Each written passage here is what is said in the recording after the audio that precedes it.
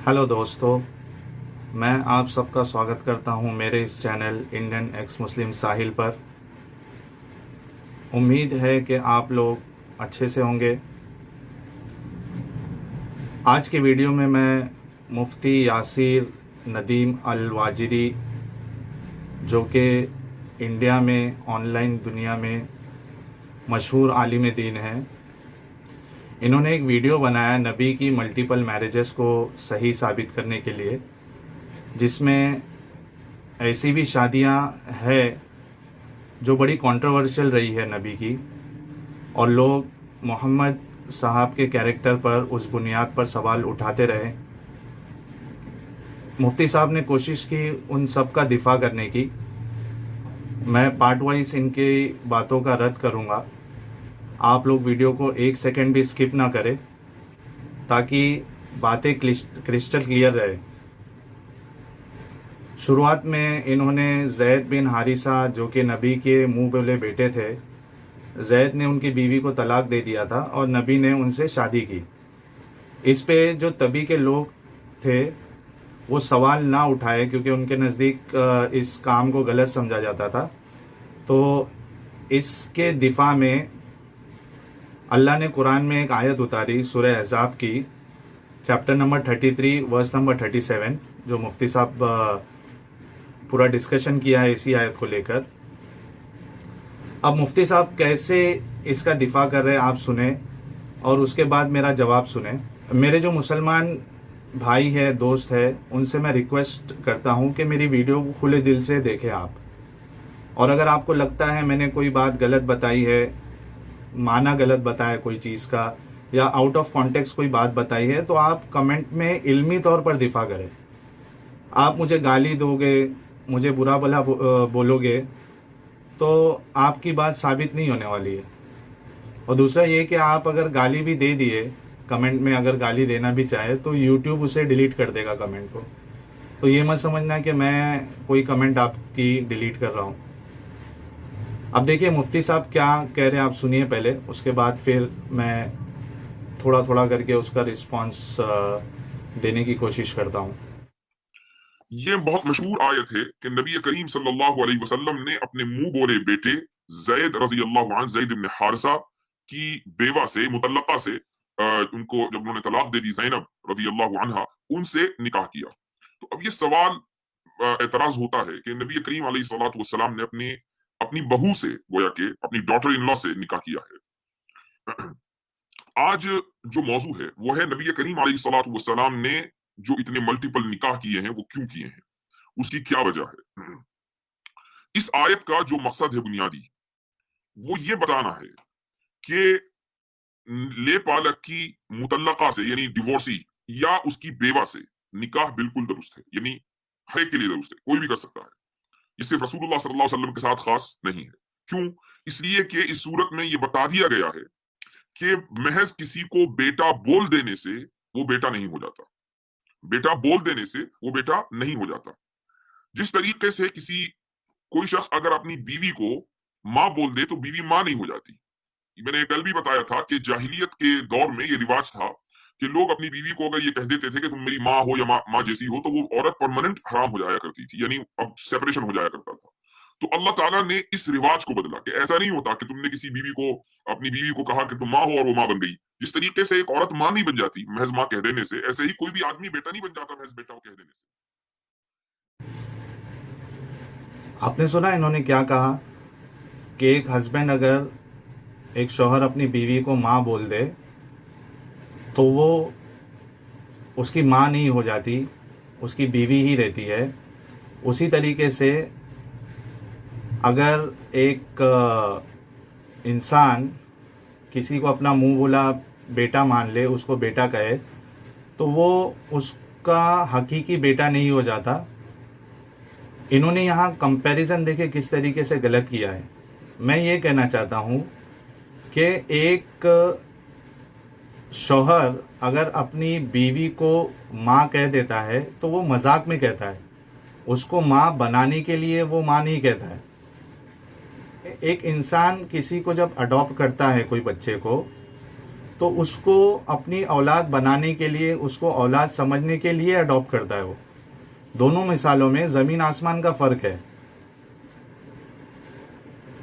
زید بن حارثہ کا سب سے پہلے تو آپ زید بن حارثہ کے بارے میں تھوڑا بیک گراؤنڈ سمجھیے تاکہ آسانی سے یہ بات آپ کے سمجھ میں آئے. زید جو تھے یہ غلام تھے. ان کی ماں کے ساتھ یہ کہیں گئے ہوئے تھے تو کوئی دوسرے قبیلے والے نے ان لوگوں پر حملہ کر دیا اور زید کو پکڑ کر غلام بنا لیا اور ان کو کوئی مارکیٹ میں انہوں نے بیچ دیا. خدیجہ جو تھی نبی کی سب سے پہلی بیوی، ان کو کسی نے یہ غلام گفٹ کیا زید. اچھا، نبی کی شادی خدیجہ سے ہوئی تھی جب وہ 25 سال کے تھے نبی، اور خدیجہ 40 سال کی تھی. تو اب نبوت کا انہوں نے تبھی دعویٰ بھی نہیں کیا تھا محمد نے. وہ اس وقت کی بات ہے، آپ یہ دھیان رکھیے کہ نبی نے زید کو اپنے لیے لے لیا تھا خدیجہ سے، اور یہ ان کے گھر میں ان کا پالن پوشن ہو رہا تھا. ٹھیک ہے، یہ غلام تھے. لیکن اب زید کے جو باپ تھے حارثہ، ان کو کہیں سے پتہ چلا کہ زید فلاں فلاں جگہ پر ہے. تو حارثہ یعنی زید کے جو باپ ہے اور ان کے چچا محمد کے پاس آئے. تب محمد نے نبوت کا، جیسا کہ میں نے کہا، کہ اعلان بھی نہیں کیا تھا.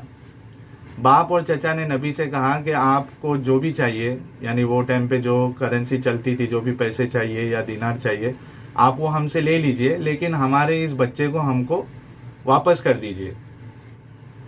نبی نے ان سے کہا کہ تبھی نبی بھی نہیں تھے اصل میں. محمد نے ان سے کہا کہ آپ ایک کام کریے، آپ زید کو بلا لیجئے اور ان سے پوچھ لیجئے، اگر وہ آپ کے ساتھ جانا چاہتے ہیں تو آپ اس کو لے کے جائیے، مجھے پیسہ یا کچھ چیز نہیں چاہیے، آپ ایسے ہی لے کے جائیے. لیکن اگر زید جانا نہیں چاہتے آپ لوگوں کے ساتھ تو پھر میں اس کو زبردستی بھیجنا بھی نہیں چاہتا ہوں. تو خیر نبی نے زید کو بلوایا، اور جو زید کے باپ تھے حارثہ اور ان کے چچا، وہ زید سے بات کیے انہوں نے، اور ان کو کہا کہ آپ میرے ساتھ چلیے، ہمارے ساتھ چلیے. تو زید نے انکار کر دیا. زید نے کہا کہ نہیں، میں محمد کے ساتھ ہی رہنا چاہتا ہوں. تو ان کے باپ نے ان سے کہا کہ آپ غلامی کی زندگی پسند کر رہے ہو، آپ محمد کو ترجیح دے رہے ہو، بلکہ آپ کو ہمارے ساتھ چلنا چاہیے. تو زید نے وہاں کہا کہ میں میرے یعنی جو محمد ہے ان کو میں جانتا ہوں اچھے سے، اور میں دنیا میں ان کے اوپر کسی اور کو پریفرنس نہیں دے سکتا ہوں، اس لیے میں ان کے ساتھ رہنا چاہتا ہوں. تو یہ بات سن کر جو ان کے باپ اور چچا تھے وہاں سے چلے گئے، اور زید نبی کے محمد کے پاس ہی تھے. محمد صاحب کو یہ بات زید کی اتنی اچھی لگی کہ انہوں نے کیا کیا، وہ قریش کے جو مجلس لگی ہوئی تھی وہاں گئے. قریش کے سرداروں کے پاس انہوں نے اعلان کیا ان کے سامنے کہ زید آج سے میرا بیٹا ہے. انہوں نے کیا کہا، یہ نہیں کہا کہ زید میرے بیٹے جیسا ہے، انہوں نے کہا کہ زید میرا آج سے بیٹا ہے. یہ اعلان کیا انہوں نے. یہاں تک کہ لوگ زید کو محمد کے نام سے جوڑنے لگے، ان کو زید بن محمد کہنے لگے. آپ سوچئے کہ یہ ایسا رشتہ نہیں تھا کہ محمد کسی دن اٹھے اور زید کو اڈاپٹ کر لیا، ان کو بیٹا مان لیا، اور ترنت بعد ان کو کہا کہ نہیں یہ میرے بیٹے نہیں آج سے، یا اڈاپٹڈ سن جو ہے وہ بیٹا نہیں ہوتا، حقیقی بیٹا. ان کے ساتھ یہ پل رہے تھے اور اتنا گہرا ان کا رشتہ ہو چکا تھا. تو آپ سوچئے کہ آپ اس کو کیسے کمپیئر کر سکتے ہو کہ ایک بیوی کو اگر کوئی شوہر ماں بول دے تو وہ ماں نہیں ہوتی، اسی طریقے سے ایک انسان اگر کسی کو اڈاپٹ کر لے کوئی بچے کو تو وہ اس کا حقیقی بچہ نہیں ہوتا. تو یہ آپ کا کمپیریزن ہی غلط ہے. یہی وجہ ہے کہ شریعت کا حکم ہے کہ اگر کوئی آدمی کسی کو اڈاپٹ کرتا ہے، کسی بچے کو اڈاپٹ کرتا ہے، تو محض اڈاپشن سے وہ بچہ آپ کا نسبی، آپ کا رشتہ دار نہیں ہو گیا. ہاں، اس اڈاپشن کا مطلب صرف یہ ہے کہ آپ اس کے ساتھ حسن سلوک کریں، آپ اس کے ساتھ اچھا برتاؤ کریں، یہ مطلب تو ہے. لیکن جب وہ بڑا ہو جائے گا تو جو اس آدمی کی بیوی ہے وہ اس سے پردہ کرے گی، چونکہ دونوں کے درمیان اجنبیت کا تعلق ہے. یہ کوئی رشتہ داری ان کے درمیان قائم نہیں. اسی طریقے سے اگر وہ جس کو اڈاپٹ کیا گیا ہے لڑکا نہیں بلکہ لڑکی ہے، تو جب وہ لڑکی بڑی ہو جائے گی تو باپ، جس کو باپ ہم کہہ رہے ہیں، وہ اس لڑکی سے پردہ کرے گا، اور وہ لڑکی اس باپ سے جس کو باپ کہا جا رہا ہے پردہ کرے گی. دونوں کے درمیان کوئی تعلق ہی نہیں ہے.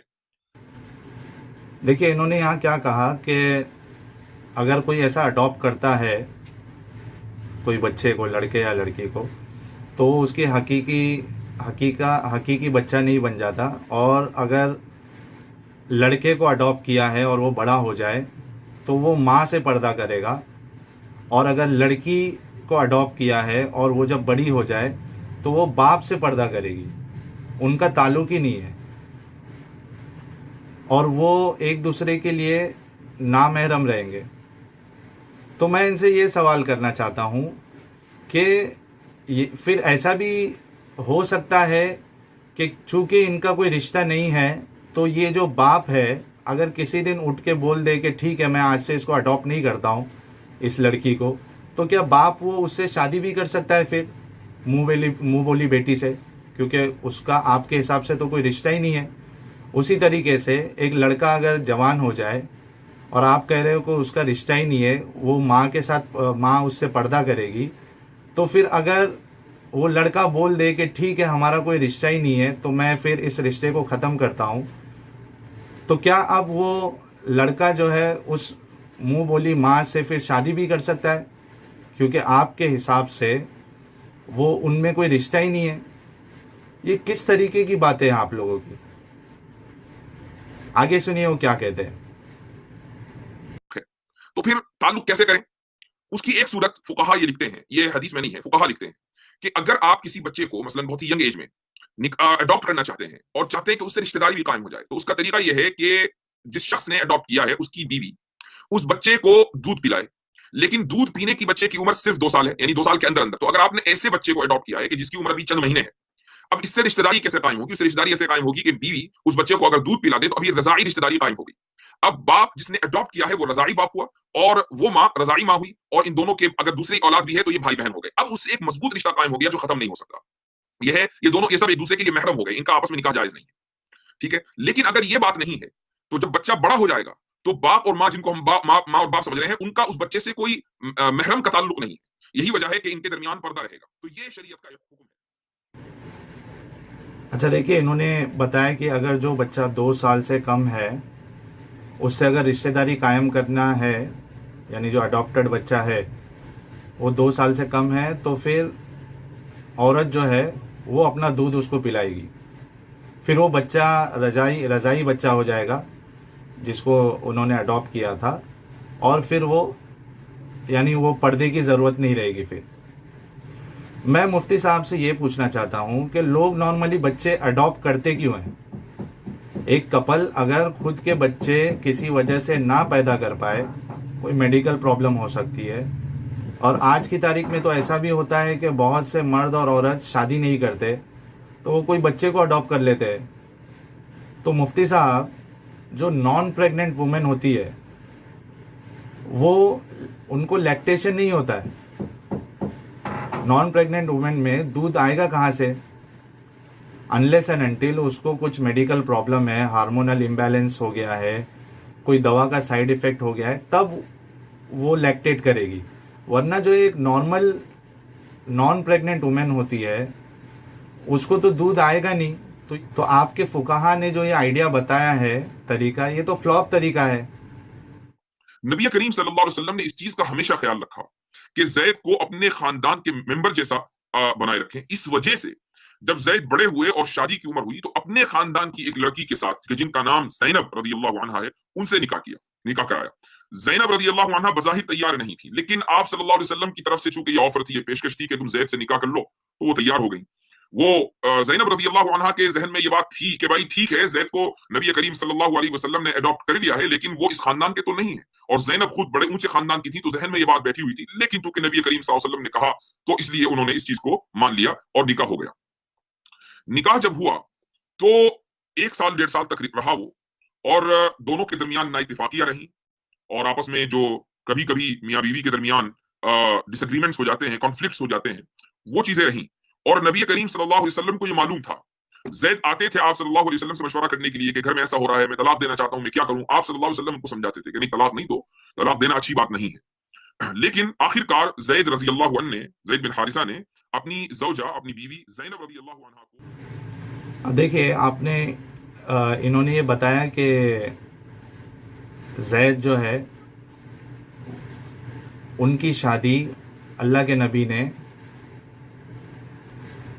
زینب کے ساتھ، جو کہ ان کی کزن سسٹر تھی، اس کے ساتھ کر دی، کیونکہ وہ زید سے بہت محبت کرتے تھے۔ مگر زینب جو ہے وہ اس رشتے کو وہ پسند نہیں کرتی تھی۔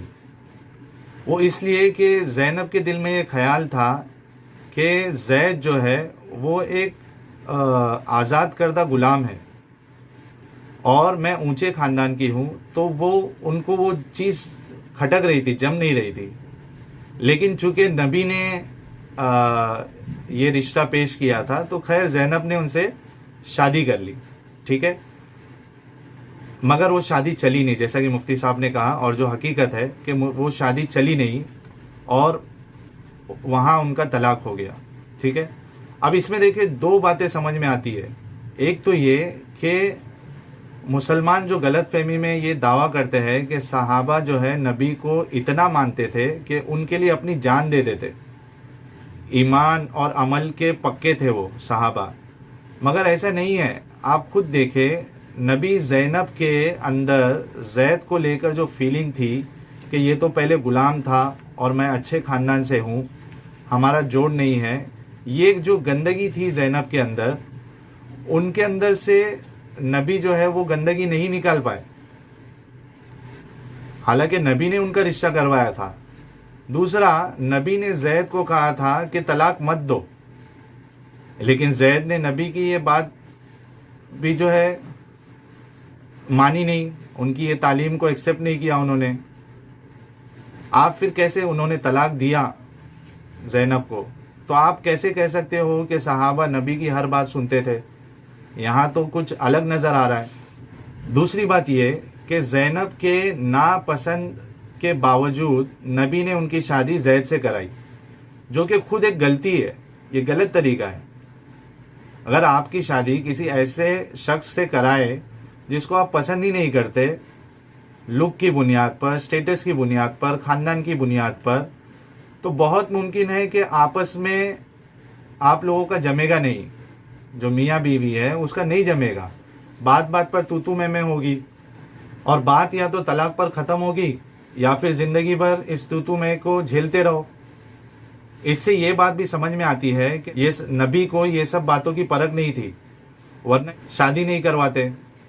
اور دوسرا کہ اللہ نے ان کے دل میں ڈالا بھی نہیں، ان کو بتایا بھی نہیں نبی کو، نہ جبریل آ کے بتائے کہ یہ شادی ٹکنے والی نہیں ہے، آپ شادی مت کرواؤ۔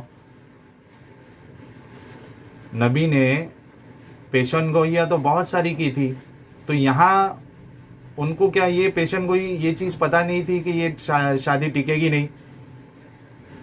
ویسے بھی صلاح دینے میں نبی بڑے کچے تھے، کیونکہ اور ایک واقعہ ہے جہاں صحابی اپنی بیوی کی شکایت کرتے ہیں نبی سے، نبی بنا کوئی ہدایت دیے، اس شادی کو جوڑنے کا طریقہ بتائے بغیر صحابی کو سیدھا ڈیورس کرنے کا راستہ بتاتے۔ یہ حدیث میں موجود ہے، میں اسکرین شاٹ لگا دوں گا۔ وہاں صحابی سامنے سے بولتے، ارے میری بیوی ہے یہ، اور اس سے میرے بچے بھی ہے۔ آپ بتائیے کہ کون سا سمجھدار انسان کسی کو بھی سیدھا طلاق دینے کی ایڈوائز کرے گا؟ یہاں صاف پتہ چلتا ہے کہ نبی یہ معاملے میں کچے تھے، اور ایک سمجھدار انسان کبھی کسی کو یہ سیدھا ایڈوائز نہیں دے گا کہ آپ اپنی بیوی کو طلاق دے دیں۔ آگے سنیے مفتی صاحب کیا کہتے ہیں۔ اب جب زینب کو طلاق ہو گئی، ابھی وہ عدت میں ہیں، تو عدت میں نبی کریم صلی اللہ علیہ وسلم کے ذہن میں یہ خیال آیا کہ میری وجہ سے زینب نے یہ سیکریفائس کیا ہے کہ زید سے نکاح کیا، اور یہ نکاح چلا نہیں، 1 سال کے اندر ٹوٹ گیا۔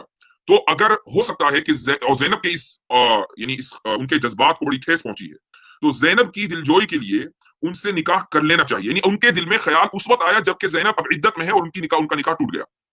اورینٹلسٹ یہاں پر یہ اعتراض کرتے ہیں کہ ارے زینب سے جب نکاح ہو گیا زید کا تو نبی کریم صلی اللہ علیہ وسلم اس وقت یہ سوچتے تھے کہ کاش میں کر لیتا. بھائی اگر آپ صلی اللہ علیہ وسلم یہ سوچتے تھے کہ کاش میں کر لیتا تو پھر حضرت زید سے نکاح کراتے ہی کیوں؟ جب طلاق ہو گئی، عدت اب گزار رہی ہے، اب ظاہر ہے کہ زینب کو اپنا اگلا گھر بسانا ہے. تو نبی کریم صلی اللہ علیہ وسلم کے دل میں یہ خیال آیا. اللہ تعالیٰ تو دلوں کے خیال کو جانتا ہے، اللہ اس کو کہہ رہا ہے. اب آپ اس آیت کو اس پس منظر میں سنیے کہ جب محمد آپ کہہ رہے تھے اس شخص سے کہ جس پر آپ نے انعام کیا، یعنی آپ نے اس کو بیٹا بنا دیا اور اللہ نے بھی اس پر انعام کیا، امسک علیک زوجک، کہ اپنی بیوی کو رکھو، طلاق مت دو، اللہ سے ڈرو. وتخفی، کہہ رہے تھے، پہلے کہہ رہے تھے. اب وتخفی فی نفسک ما اللہ مبدیہ، اب اللہ اس چیز کو ظاہر کرنے جا رہا ہے جس کو آپ چھپا رہے ہیں اور آپ لوگوں سے ڈر رہے ہیں. کیا چھپا رہے تھے؟ یہ خیال کہ میں شادی کر لوں، چونکہ جذبات کو بڑا ٹھیس پہنچا ہے زینب کے. لیکن آپ صلی اللہ علیہ وسلم کو پروپیگنڈے سے بھی خطرہ تھا کہ اب مشرکین اور سارے لوگ ہیں کافرین، یہ سب لوگ پروپیگنڈا کریں گے کہ دیکھو محمد صلی اللہ علیہ وسلم نے اپنے بیٹے کی بیوی سے مطلقہ سے نکاح کر لیا. تو آپ صلی اللہ علیہ وسلم اس پروپیگنڈے سے یعنی ان کے ذہن میں یہ خطرہ تھا کہ لوگ کیا کہیں گے اور اس سے پھر دین کی جو دعوت ہے اس کو نقصان پہنچ سکتا ہے. تو اللہ تعالیٰ کہہ رہا ہے کہ اس پروپیگنڈے سے ڈرنے کی ضرورت نہیں ہے. واللہ احق ان تخشى، ڈرنا ہے تو اللہ سے ڈریں. اب یہ خیال کس وقت نبی کریم صلی اللہ علیہ وسلم کے ذہن میں آیا؟ طلاق ہونے کے بعد. خیر اللہ تعالیٰ فرماتا ہے کہ فلما قضى زید منها وطرا، جب زید نے اپنی ضرورت پوری کر کے طلاق دے دی، زوجناکا، اب ہم آپ سے زینب کا نکاح کرتے ہیں. یہ نکاح رسول اللہ صلی اللہ علیہ وسلم نے نہیں کیا بلکہ اللہ نے نبی کریم صلی اللہ علیہ وسلم کا نکاح زینب رضی اللہ عنہا سے کرایا. اب یہاں رک کر ایک بات سمجھنے کی ہے، وہ یہ کہ نبی کریم صلی اللہ علیہ وسلم کو پروپیگنڈے کا خطرہ ہوا زینب رضی اللہ عنہا سے نکاح کرتے وقت، لیکن حضرت عائشہ سے نکاح کرتے وقت پروپیگنڈے کا کوئی خطرہ نہیں ہوا. کیوں نہیں ہوا؟ وہ اس لیے نہیں ہوا کہ حضرت عائشہ سے اگرچہ ان کی کم عمری میں نکاح ہوا ہے لیکن ایسا کم عمری کا نکاح اس معاشرے میں رائج تھا. یعنی عام طور سے لوگ اس عمر میں نکاح کیا کرتے تھے. جب یہ بات تھی تو کوئی بھی پروپیگنڈا نہیں کر سکتا. کوئی ایک چیز اگر کسی معاشرے میں رائج ہو، آپ وہ کام کریں تو اب آپ کو کوئی الزام نہیں دے گا. لیکن اگر آپ کوئی ایسا کام کریں کہ جو معاشرے میں رائج نہیں ہے، اگرچہ وہ صحیح کیوں نہ ہو، تو لوگ آپ کے اوپر اعتراض کریں گے. تو چونکہ اس زمانے میں، اس دور میں مشرکین میں، اور آج بھی جو ہندو ہیں ان کے یہاں مثلا جو اعتراض ہے ہندوؤں کی طرف سے بھی اٹھایا جاتا ہے کہ بھائی آپ نیپال کی بیٹی سے کیسے نکاح کر لیا تھا. تو یہ معاشرہ اپنا اپنا معاشرہ ہے. آپ صلی اللہ علیہ وسلم نے اس معاشرے کے خلاف جا کر ایک کام کیا تو پروپیگنڈا ہوا. حضرت عائشہ سے نکاح کیا، کوئی پروپیگنڈا نہیں ہوا. اس کا مطلب یہ کہ آپ صلی اللہ علیہ وسلم معاشرے کے خلاف نہیں گئے، وہ چیز معاشرے میں رائج تھی. یہ دراصل حضرت زینب رضی اللہ عنہا سے نکاح کا بیک گراؤنڈ. اب دیکھیے انہوں نے یہاں کہا کہ نبی کے دل میں خیال آیا کہ زینب نے میرے وجہ سے سیکریفائس کیا ہے، اس کی شادی ٹوٹ گئی تو میں ہی زینب سے شادی کر لیتا ہوں. اچھا یہ خیال بھی ترنت نکاح ٹوٹنے کے بعد آ جا رہا ہے. تھوڑا موقع دیتے سنبھلنے کا زینب کو. اور نبی کو اتنا دکھ ہو رہا تھا زینب کی شادی ٹوٹنے پہ، تو کیا باقی ڈیورسی مرد کوئی موجود نہیں تھا تبھی؟ آپ ان سے شادی کرا دیتے نا. آپ کی ایک بات پر تو کنوارا کوئی بھی مرد زینب سے شادی کرنے کے لیے ریڈی ہو جاتا. شادی کے معاملے میں ہر جگہ آپ کو ہی کیوں آگے رہنا پڑتا ہے، یہ سمجھ میں نہیں آتا ہے. کیا آپ کے پاس کوئی بیوی نہیں تھی جو آپ ترنت ریڈی ہو گئے کہ میں شادی کر لیتا ہوں؟ کیا آپ اتنے پیسے والے تھے کہ دھڑا دھڑ آپ شادی کیے جا رہے تھے؟ حدیثوں میں آتا ہے کہ آپ لوگ نبی جو ہے وہ بھوکے رہتے تھے کئی دنوں تک. آپ نے یہاں یہ بھی نہیں سوچا کہ یہ میری اڈاپٹڈ بچے کی بیوی ہے، سسر اور بہو کا رشتہ بن گیا ان دونوں کے بیچ میں. جب زید کی شادی ہوئی تھی آپ پھر بھی شادی کے لیے ریڈی ہو رہے. آپ کو یہ پتا بھی تھا کہ لوگوں کے نزدیک اس کو غلط سمجھا جاتا ہے، بلکہ آج بھی لوگ اس کو غلط ہی سمجھتے ہیں. ایک بہو جو ہے وہ بیٹی کی طرح ہوتی ہے. اچھا انہوں نے جو کہا کہ نبی کو زینب کے طلاق کے بعد یہ خیال آیا کہ وہ زینب سے شادی کریں گے، یہ غلط ہے. پتہ نہیں یہ مفتی صاحب ایک تو کہاں سے بولتے ہیں، کوئی ریفرنس دیتے نہیں ہے. اس آیت جس کو انہوں نے پڑھا ہے، یہ والی آیت، اس کی تفسیر میں علماء نے لکھا ہے، عالموں نے لکھا ہے کہ نبی کو اللہ نے پہلے ہی اطلاع دے دی تھی، پہلے ہی بتا دیا تھا کہ زینب سے تمہاری شادی ہو گئی. زینب کے طلاق سے پہلے ہی اللہ نے بتا دیا تھا. نبی کو یہ ڈر تھا کہ لوگ ان پر سوال اٹھائیں گے، اس لیے وہ چاہ رہے تھے کہ کسی طریقے سے طلاق نہ ہو، اور انہوں نے زید کو سمجھایا کہ طلاق مت دو. اب یہاں دو چیزیں ہیں. ایک تو یہ کہ اللہ کو کیا یہی کام باقی رہ گیا تھا کہ دوسرے کی شادی کو تڑوا کر نبی کی شادی کرانا ہے؟ یا یہ عرب کو چھوڑ کر اللہ کا اور کوئی جگہ دھیان تھا ہی نہیں کیا؟ دوسرا یہ کہ اللہ نے جو بتا دیا ایسا ہونے والا ہے، پھر بھی نبی اللہ کی بات سے بھاگ رہے، کوشش کر رہے ہیں کہ کسی طریقے سے زید جو ہے وہ اپنی بیوی کو طلاق نہیں دے۔ ان کو ڈر ہو رہا ہے کہ ان کے دشمن اور ان کے لوگ انگلیاں اٹھائیں گے۔ اللہ پہ بھروسہ نہیں تھا کیا نبی کو کہ وہ بھاگ رہے تھے کہ زید جو ہے وہ کسی طریقے سے طلاق نہیں دے؟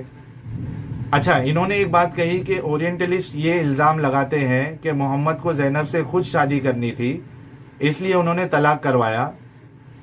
اس پر مفتی صاحب نے جواب دیا کہ اگر ایسا ہوتا تو نبی زید سے شادی زینب کی کرواتے نہیں، پہلے ہی کر لیتے۔ میں کہتا ہوں کہ بہت سی بار ایک مرد کو ایک عورت پہلے اٹریکٹیو نہیں لگتی ہے مگر بعد میں اٹریکٹیو لگنے لگتی ہے۔ ہو سکتا ہے کہ اس نے اپنا کپڑا پہننے کا انداز چینج کر لیا ہے، اس کے بات کرنے کا انداز بدل گیا ہے، اس نے اپنی پرسنالٹی انہینس کر لیا ہے، بہت ساری وجہ ہو سکتی ہے۔ یہی حال عورت کا بھی ہوتا ہے کہ پہلے کوئی ایک مرد اچھا نہیں لگتا پر بعد میں وہی مرد اس کو اچھا لگنے لگتا ہے۔ نبی کا یہ پہلو ہمیں تاریخ کی کتابوں میں سے سمجھ میں آتا ہے۔ دیکھیے، تاریخ تبری ایک تاریخ کی کتاب ہے، اس کے والیوم 2 حصہ اول اور باب نمبر 9 میں یہ قصہ ایک الگ انداز میں ملتا ہے۔ پہلے ہم نے ایک انداز دیکھا تھا کہ وہاں جھگڑا ہو گیا تھا اور زینب کو وہ پسند نہیں آ رہا تھا کہ یہ میرے خاندان سے نہیں ہے یا یہ غلام تھے پہلے، وہ ایک الگ اس کا سینیریو تھا۔ تاریخ تبری میں ایک الگ سینیریو ملتا ہے اس کا۔ آپ دیکھیں تاریخ تبری میں لکھا کیا ہے۔ محمد ایک دن زید کی تلاش میں ان کے گھر آئے، ٹھیک ہے؟ زید تبھی موجود نہیں تھے ان کے گھر پہ، زینب تبھی کم لباس پہنے ہوئی تھی اور وہ ویسے ہی محمد کے سامنے آ گئی۔ نبی نے زینب کو دیکھ کر اپنا منہ پھیر لیا اور زینب نے نبی سے کہا کہ زید اس وقت ہے نہیں، گھر میں وہ موجود نہیں ہے، میرے باپ آپ پر قربان، آپ گھر میں تشریف لائیے۔ اب رسول گھر میں آنے سے منع کر دیے زینب کو۔ اچھا، یہاں جاتے جاتے نبی نے ایک بات کہی کہ پاک ہے اللہ بزرگ، پاک ہے اللہ دلوں کا پھیرنے والا۔ زید جب اپنے گھر واپس آئے، یعنی جب تھے نہیں، نبی آئے تبھی نہیں تھے، جب واپس آئے تو زینب نے بتایا کہ نبی آئے تھے، تو زید نے پوچھا کہ تم نے انہیں اندر کیوں نہیں بلایا؟ زینب نے کہا کہ میں نے بلایا تھا پر نبی آئے نہیں۔ زید نے پوچھا کہ کیا تم نے ان کو یعنی نبی کو کچھ کہتے ہوئے سنا؟ زینب نے کہا کہ نبی جب گئے تھے تبھی وہ بول رہے تھے کہ پاک ہے اللہ بزرگ، پاک ہے اللہ دلوں کو پھیرنے والا، یہ کہا تھا۔ یہ سن کر زید رسول کے پاس گئے اور کہا کہ مجھے معلوم پڑا کہ آپ آئے تھے میرے غریب خانے پر، آپ گھر پر کیوں نہیں آئے؟ زید کہتے ہیں کہ شاید آپ کو زینب کی صورت بھلی معلوم ہوئی۔ زید نبی سے کہہ رہے کہ میں اسے طلاق دے دیتا ہوں۔ رسول پھر کہتے ہیں ان سے کہ اپنی بیوی کو اپنے نکاح میں رکھو، پر اس کے بعد سے زید اپنی بیوی پر قادر نہ ہو سکے، یعنی وہ مطمئن نہ ہو سکے، اور وہ خود رسول سے یہ بات کہہ جاتے مگر رسول ان سے یہی کہتے کہ آپ اپنی بیوی کو اپنے پاس رکھو، یعنی طلاق مت دو۔ آخرکار زید نے اپنی بیوی کو طلاق دے دیا اور دوسری شادی کا سوچنے لگے۔ اس میں آگے لکھا ہے کہ ایک دن رسول عائشہ سے بات کر رہے تھے اور آپ پر غشی طاری ہوئی، اور جب ہوش آیا تو آپ مسکرا رہے تھے، یعنی نبی مسکرا رہے تھے اور فرما رہے تھے کوئی ہے جو زینب کو بشارت دے کہ اللہ نے ان کی شادی میرے ساتھ کر دی ہے۔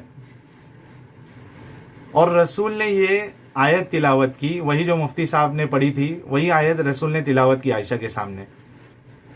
عائشہ کہتی ہے کہ آپ کے اس ارشاد سے میرے دل میں دور نزدیک کے خیالات آنے لگے، کیونکہ زینب جو ہے وہ خوبصورت تھی اور عائشہ کو یہ چیز معلوم تھی، اور دوسرا چیز عائشہ کو یہ ڈر تھا کہ زینب جو ہے وہ چونکہ ان کی شادی اللہ نے خود کرائی ہے، تو زینب اس پہ فخر کریں گی باقی بیویوں کے سامنے. تو یہ ڈر بھی تھا عائشہ کو دو چیز کا, کہ ایک تو وہ خوبصورت, اور دوسرا کہ اس کے اندر یہ چیز آ جائے گی کہ اللہ نے اس کی شادی کرائی ہے اور وہ فخر محسوس کرے گی. اب آپ خود سوچئے کہ آپ نبی کی ایسی حرکت کے دفاع میں کیسے آ سکتے ہیں کہ جو بہو ہے وہ پورے کپڑوں میں نہیں ہے, انہوں نے دیکھ لیا, اور زید جیسا کہ زید نے کہا کہ مجھے لگتا ہے کہ یہ آپ کو پسند آ گئی ہے تو میں اس کو طلاق دے دیتا ہوں, اور اس کے بعد انہوں نے طلاق بھی دے دی. اور عائشہ کے سامنے نبی یہ کہہ رہے ہیں کہ اللہ نے میرے اوپر آیت اتاری آسمان سے کہ میری شادی اللہ نے زینب کے ساتھ کر دی ہے. آپ خود سوچو یار کہ آپ ایسے نبی کا دفاع کر رہے ہو. جو مسلمان سپیکر ہے وہ اس پہ یہ اعتراض کرتے ہیں کہ یہ تاریخی واقعہ ہے, اس میں اس کی آتھینٹسٹی نہیں ہے, یہ ثابت نہیں ہے. لیکن میں کہنا چاہوں گا کہ تاریخ طبری جو ہے, اس کے جو آتھر ہے محمد ابن جریر الطبری, جنہوں نے اس واقعے کو لکھا ہے, نقل کیا ہے, مسلمانوں کے نزدیک ان کی بڑی اہمیت ہے. انہوں نے اتنا سنگین الزام دیکھ کر اس کا رد تو نہیں کیا. دوسری بات کہ اگر ہم محمد صاحب کے کیریکٹر کو آتھینٹک کلیم کیے جانے والے سورس سے بھی اگر دیکھیں تو یہ واقعہ قبول کرنے میں مشکل نہیں ہوگی. ایک تو اسی سورہ 33 کی آیت نمبر 51 اگر آپ پڑھو گے تو قرآن میں اللہ نبی سے فرما رہا ہے کہ اب آپ جو ہے جتنی بیویاں ان کی تھی اس ٹائم پہ, ان کو چھوڑ کر کسی اور سے ان کے بدلے آپ شادی نہیں کر سکتے. آپ دیکھیے خود اللہ یہاں نبی کے اوپر لگام لگا رہے ہیں کہ اب بس ہو گیا یار, اب آپ شادی مت کریے. اگرچہ کسی کی بیوٹی آپ کو بھا جائے, آپ اس کے قائل ہو جائے, لیکن آپ اب شادی مت کریے. اللہ اسپیسیفکلی ایسا کیوں کہہ رہا ہے کہ آپ کو کسی کی خوبصورتی بھی پسند آ جائے تب بھی آپ شادی نہیں کرنا؟ کیا ایسا کرتے تھے نبی؟ ایسا کچھ کام کرتے تھے جس کی بنیاد پر لگام لگائی جا رہی ہے نبی پہ؟ ویسے بھی شادی کرنے میں ہمارے نبی تو ایکسپرٹ تھے ایک دم. بلکہ اسی آیت کی تفسیر میں ابن کثیر لکھتے ہیں کہ بعد میں یہ جو قید لگائی تھی اللہ نے کہ شادی نہیں کرنا, یہ قید بھی ہٹا دی تھی نبی کے اوپر سے کہ نہیں, یہ قید ابھی نہیں ہے, آپ شادی کر سکتے ہو. اس کے علاوہ اور ایک حدیث ہے جس سے سمجھ میں آتا ہے کہ نبی عورت کو دیکھ کر کتنا ایکسائٹ ہو جایا کرتے تھے. جامع ترمذی کی ایک حدیث ہے اور صحیح حدیث ہے, نبی نے ایک عورت کو دیکھا, اس کے بعد وہ زینب کے وہاں گئے, نبی ایکسائٹ ہو گئے, زینب کے وہاں گئے, یہی زینب جن کے بارے میں یہ پورا بیان چالو ہے. وہ ان کے پاس گئے, ان کے ساتھ انٹرکورس کیا, اور پھر باہر آئے اور صحابہ کو نصیحت دی کہ کسی عورت کو دیکھ کر اگر تمہیں ایسا خیال آئے تو اپنی بیوی کے پاس جا کر اس سے اپنی ضرورت کو پورا کرو, کیونکہ تمہاری بیویوں کے پاس بھی وہی ہے جو اس عورت میں ہے. یہاں انہوں نے ایک بات کہی کہ ایسی عورت شیطان کی شکل میں آتی ہے. اب یہ حدیث کے بارے میں تو آپ یہ نہیں کہہ سکتے کہ یہ تاریخ کی کتاب میں ہے, یہ تو ایک آتھینٹک حدیث ہے. آپ دیکھیے اسلام میں کسی عورت پر غلطی سے اگر ایک نظر پڑ گئی تو وہ جو پہلی نظر ہے وہ صرف آپ پر معاف ہے. آپ اس کو جی بھر کے دیکھ نہیں سکتے ہو, آپ دل کو تسلی نہیں کر سکتے کہ میں دیکھتا رہوں گا, یہ اسلام میں منع ہے. اگر نبی ان انٹینشنلی بھی اس عورت کو دیکھے ہوں گے جو حدیث میں بتایا گیا ہے, اور وہ اگر اسلام کو پورا فالو کیا ہوگا نبی نے, تو انہوں نے ترنت اپنی نظر ہٹا لی ہوگی, نیچی کر لی ہوگی. آپ بتائیے جو انسان کو ایک نظر کسی عورت کو دیکھ کر وہ اتنا ایکسائٹڈ ہو جا رہا ہے سیکس کو لے کر کہ انہیں اپنی بیوی کے پاس جا کر اپنی ضرورت کو پوری کرنی پڑ رہی ہے, آپ سوچو کس لیول کی سوچ ہوگی نبی کی. اب ادھر میں نے یہ حدیث پوسٹ کی تھی، اس پہ کوئی ایک صاحب جو ہے وہ اس کا ڈیفینڈ کرنے لگے کہ یہ ہیومن انسٹنکٹ ہے، کہ اس میں کیا پرابلم ہے، یعنی مرد جو ہے ہو سکتا ہے کہ کسی کو دیکھ کے اس کو خیال آ جائے۔ میں یہ کہنا چاہتا ہوں کہ ایک انسان کسی کو ان انٹینشنلی دیکھ کر اتنا ایکسائٹڈ کیسے ہو سکتا ہے، آپ مجھے بتائیے۔ آپ کس طریقے سے اس چیز کا دفاع کر سکتے ہیں؟ ارے بھائی، ایک اولڈ بالاجی کی جو سویتا بھابھی ہوتی ہے، اس کو بھی دیکھ کر آدمی اتنا ایکسائٹ نہیں ہوتا ہے کہ وہ اس کو جا کے اپنی ضرورت جو ہے کسی کے ساتھ پوری کرنی پڑے۔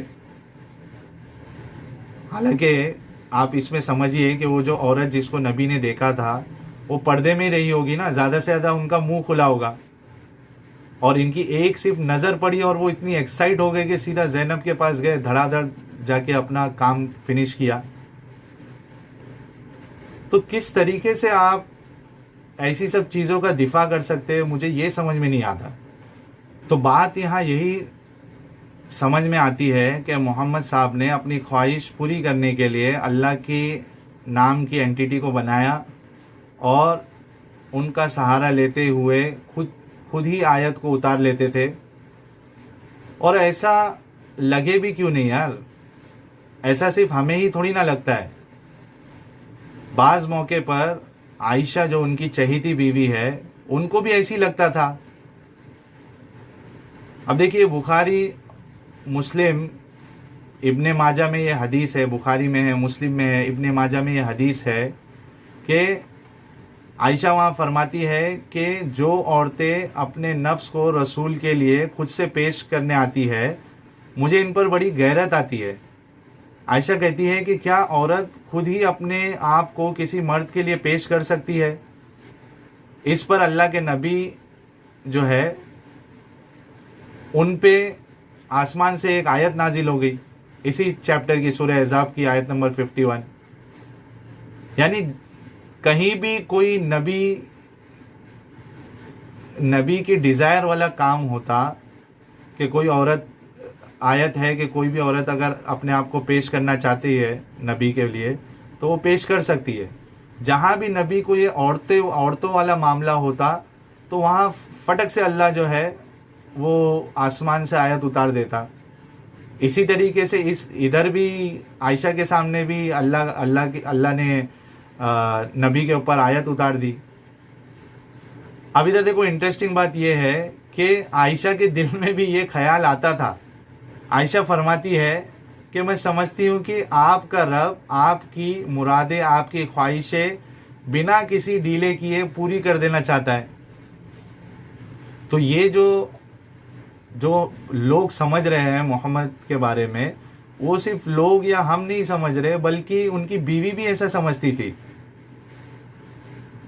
مسلمانوں، ہمیں تو ایسا کہنے پر آپ ہمیں گالیاں دو گے، آپ ہمت کرو گے عائشہ کو کچھ کہنے کے لیے اس بارے میں؟ کیونکہ ان کو بھی ایسی لگتا تھا۔